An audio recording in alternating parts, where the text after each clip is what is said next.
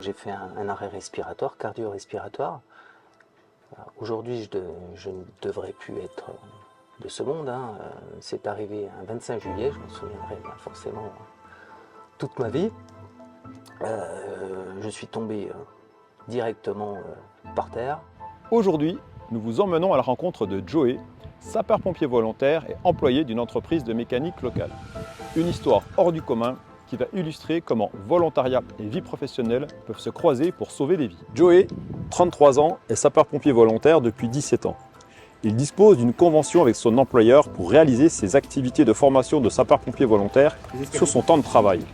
Une organisation qui demande compréhension et engagement mutuel. Joey, est-ce que tu peux nous expliquer comment ton employeur perçoit ton engagement de sapeur-pompier volontaire? Alors mon patron a toujours été favorable à mon engagement de sapeur-pompier volontaire.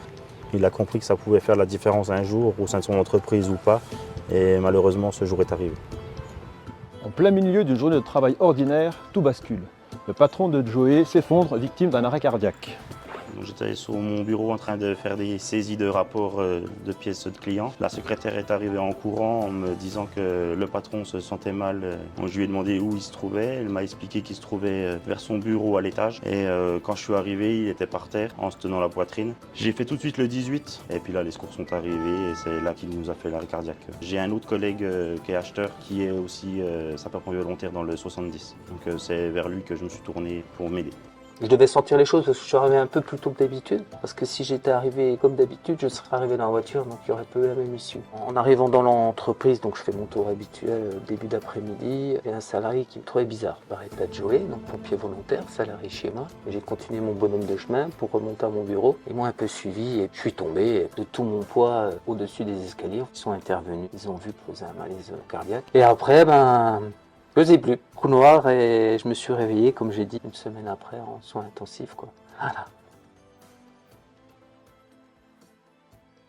J'ai mis ces choses-là en place sans savoir cet appareil allait me sauver la vie. Je conseille évidemment tout chef d'entreprise, c'est pas obligatoire, mais d'en avoir un, j'en ai un, d'être sensibilisé là-dessus et de faire ce qu'il faut pour former ses salariés. Et puis favoriser également, c'est d'avoir des salariés pompiers et de leur donner de la disponibilité pour pouvoir faire en même temps un métier qui sauve des vies, mais leur passion aussi. On a aussi également, vous avez accepté de mettre en place donc une convention, ce qu'on appelle convention employeur, entre vous, pompiers volontaires, et le SDIS, donc comment dans le cadre de la formation. Tout chef d'entreprise, il va se dire, ouais, j'ai des contraintes, j'ai ci, j'ai ça. Mais je leur dirais simplement, lorsque vous vous retrouvez, comme je me suis retrouvé, les contraintes, il n'y en a plus vraiment, quoi.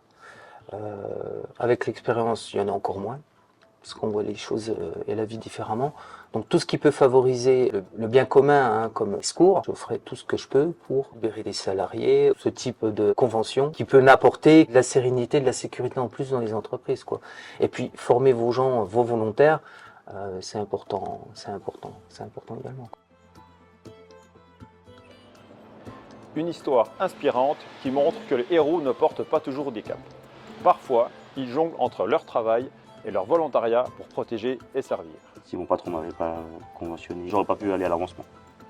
J'aurais pas pu avoir mes congés, je pense, pour faire le stage. J'aurais pas pu aller au stage.